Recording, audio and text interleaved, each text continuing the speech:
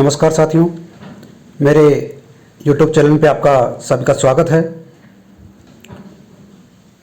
मैं आप सभी का धन्यवाद देना चाहूँगा कि आपने अपना समय निकाल करके इस वीडियो को देखा। साथियों, मैं आज आपके लिए लेके आया हूँ मेवाड़ इतिहास का पार्ट फर्स्ट, जो राजस्थान जीके का पार्ट है। साथियों, जब तक लॉकडाउन चलेगा तब तक मैं आपसे इस वीडियो PDF के माध्यम से ही आपसे रूबरू होऊंगा। जैसे लॉकडाउन ख़त्म होता है उसके बाद मैं आपसे ऑनलाइन क्लास लाइव के माध्यम से भी आपकी क्लासें लूँगा। साथियों, आपसे निवेदन है कि मेरे YouTube चैनल को सब्सक्राइब करें और बेल आइकन को प्रेस करें और इस वीडियो को लाइक करें और शेयर करें। तो चलिए साथियों, आज शुरू करते हैं हम मेवाड़ इतिहास का पार्ट फर्स्ट। साथियों, वैसे तो राजस्थान का इतिहास बहुत ही गौरवशाली रहा है। जैसे राजस्थान इतिहास की बात आती है, मेवाड़ का इतिहास इसमें सबसे प्रमुख है। मेवाड़ का इतिहास सबसे प्राचीन इतिहास है राजस्थान के इतिहास में। आज अपन मेवाड़ के इतिहास में पढ़ेंगे। मेवाड़ जो कि प्राचीन समय में बहुत ही गौरवशाली रहा है, जिसको वर्तमान समय में जो राजस्थान के उदयपुर, चित्तौड़गढ़, राजसमंद, सिरोही, पाली और भीलवाड़ा का कुछ भाग उसमें सम्मिलित है। मेवाड़ को प्राचीन समय में मेदपाट, प्रागवाट, सिवी जनपद के नाम से जाना जाता था, जिसका उल्लेख पुराने ग्रंथों में मिलता है। मेवाड़ वंश की स्थापना गुहिल ने 556 ईस्वी में की थी और गुहिल जो मुख्य थे गुजरात के वल्लभी जगह के रहने वाले थे। वैसे तो गुहिल वंश की 24 शाखाएं थी, जिनमें से सबसे शक्तिशाली शाखा मेवाड़ की शाखा थी। और मेवाड़ के जो गुहिल थे वो सूर्यवंशी हिंदू थे। गुहिल वंश का सबसे प्रथम प्रतापी राजा बप्पा रावल था, जो कि प्रारंभिक जीवन में एक गवाला थे। और ऐसा माना जाता है कि जो गवाला थे वो एक दिन गाय चरा रहे थे, तो किसी ऋषि ने भगवान शिव का अभिषेक करने के लिए दूध की आवश्यकता की मांग की गवाला से।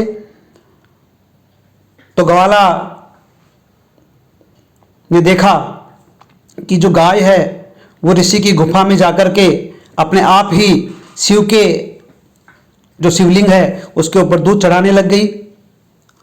तो उस जगह पे जो ऋषि थे उनका नाम था हरित ऋषि, और उन हरित ऋषियों के आशीर्वाद से ही बप्पा रावल आगे वाले समय में जाकर के मेवाड़ के प्रतापी राजा बने। बप्पा रावल हरित ऋषि के शिष्य थे, जिन्होंने 734 ईस्वी में उस समय के तत्कालीन राजा मान मौर्य को हरा करके चित्तौड़ के राजा बने और अपनी राजधानी नागदा उदयपुर को बनाया। बप्पा रावल ने नागदा में एकलिंग जी, जो कि भगवान शिव का मंदिर है, बनाया। और जितने भी चित्तौड़ के जो शासक हुए वो अपने आप को एकलिंग दीवान, अर्थात वो राजा के देवी सिद्धांत के ऊपर कार्य करते थे और एकलिंग जी को अपना राजा मानते थे और उसके दीवान के रूप में राजा के ऊपर प्रजा के ऊपर शासन करते थे। राजत्व के देवी सिद्धांत के अनुसार सभी राजा अपने आप को देवी शक्ति के रूप में मानते थे। बप्पा रावल बहुत ही प्रतापी राजा था। बप्पा रावल एक बार उस समय मुस्लिम आक्रमण जो भारत के ऊपर हो रहे थे, उस समय मुस्लिम सेना को हराता हुआ गजनी, जो कि वर्तमान में अफगानिस्तान में स्थित है, तक चला गया और वहां के गजनी के शासक को, जिसका नाम सलीम था, उसको हराकर बप्पा रावल ने गजनी का शासक अपने भांजी को बना दिया। और उस विजय यात्रा के दौरान वापस लौटते समय उसने पाकिस्तान का रावलपिंडी शहर बसाया। बप्पा रावल ने ही अपने तत्कालीन समय में 115 ग्रेन का सोने का सिक्का चलाया। बप्पा रावल का वास्तविक नाम कालभोज था और बप्पा रावल को इतिहास में जो उपाधियां जिस नाम से सुशोभित की गई है वो हिंदू सूरज, राजगुरु और चक्रवे के नाम से जाना जाता है। इतिहासकार सीवी वेद ने भी बप्पा रावल की तुलना फ्रांस के चार्ल्स मार्टेल से की, क्योंकि जिस समय बप्पा रावल भारत में मुस्लिम आक्रमणकारियों को हरा रहा था, उसी समय फ्रांस में भी चार्ल मार्टेल मुस्लिम आक्रमणों को परास्त कर ठीक उसी प्रकार से विजय प्राप्त कर रहा था जिस प्रकार बप्पा रावल मुस्लिम आक्रमणकारियों के ऊपर विजय प्राप्त कर रहे थे। ये तो था बप्पा रावल के बारे में कुछ महत्वपूर्ण बातें। उसके बाद में अगला जो शासक महत्वपूर्ण शासक बना वो था अल्लट, जिसका वास्तविक नाम आलू रावल के नाम से वो इतिहास में जाना जाता है। अल्लट ने नागदा के अतिरिक्त उदयपुर में स्थित आहड़ को अपनी राजधानी बनाई और अल्लट में वराह मंदिर, जो कि भगवान विष्णु के अवतार हैं, का निर्माण करवाया। अल्लट ने मेवाड़ में नौकरशाही की स्थापना की, जो वर्तमान समय में अपन जिसको ब्यूरोक्रेसी बोलते हैं, उसकी स्थापना की। और अल्लट ने होन राजकुमारी हरिया देवी से भी शादी की। उसके बाद में अगला शासक आता है जेत्र सिंह, जिसका शासनकाल 1213 से 1250 के बीच में रहा। उसके कुछ महत्वपूर्ण युद्ध हैं। बोथाला का युद्ध मेवाड़ के शासक जेत्र सिंह और दिल्ली के शासक इल्तुतमिश के मध्य हुआ, जिसमें जेत्र सिंह विजय हुए। इल्तुतमिश की सेनाओं ने बोथाला का युद्ध हारने के बाद वापस लौटते समय नागदा को लूट लिया। इसी कारण जेत्र सिंह ने चित्तौड़ को सर्वप्रथम अपनी राजधानी बनाई। जेत्र सिंह का शासनकाल मध्यकालीन मेवाड़ का स्वर्णकाल कहलाता है। उसके बाद में अगला प्रतापी राजा जो रतन सिंह, जिसका शासनकाल 1302 से 1303 के मध्य रहा, और वही रतन सिंह है जिसके बारे में पद्मावती की कहानी जुड़ी हुई है। अर्थात रतन सिंह, रावल रतन सिंह रानी पद्मावती के पति थे। रतन सिंह का एक छोटा भाई था जिसका नाम कुंभकर्ण था, जो कि नेपाल चला गया और वहाँ पे गोहिल वंश की राणा शाखा की स्थापना की। साथियों, आप सब जानते हैं कि 2010-11 से पहले मेवाड़ में राजवंश का शासन था और वो जो राणा वहाँ के जो राजा बनते थे वो उसी मेवाड़ के शासकों के पारिवारिक संबंध रखते थे। रावल रतन सिंह, जो कि तत्कालीन समय में चित्तौड़ का राजा था, उसकी एक रानी थी जिसका नाम पद्मावती था।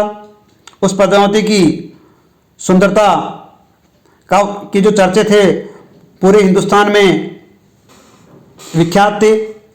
उसी समय अलाउद्दीन भारत के ऊपर आक्रमण कर रहा था। अलाउद्दीन खिलजी ने चित्तौड़ के ऊपर 1303 ईस्वी में जो आक्रमण किया, उसके कई कारण थे।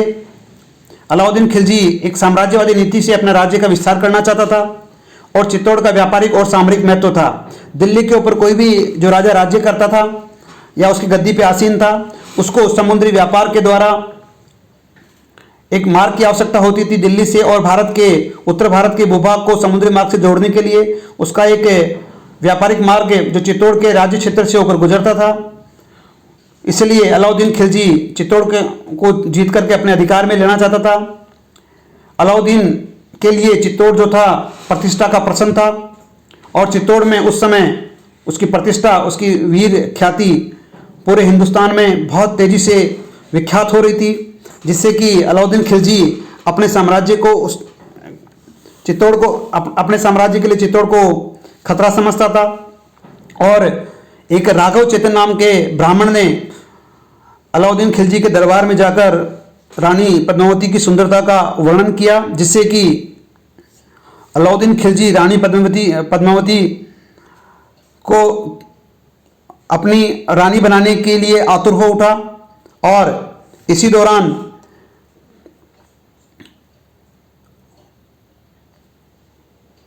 उसने आक्रमण करना चालू कर दिया और उसकी रूपरेखा बनाई। तो साथियों, आज की इस वीडियो में अपन इतना ही पढ़ेंगे और नेक्स्ट वीडियो इसका पार्ट 2 आएगा, जिसमें रानी पद्मावती के बारे में अपन और आगे पढ़ेंगे। धन्यवाद।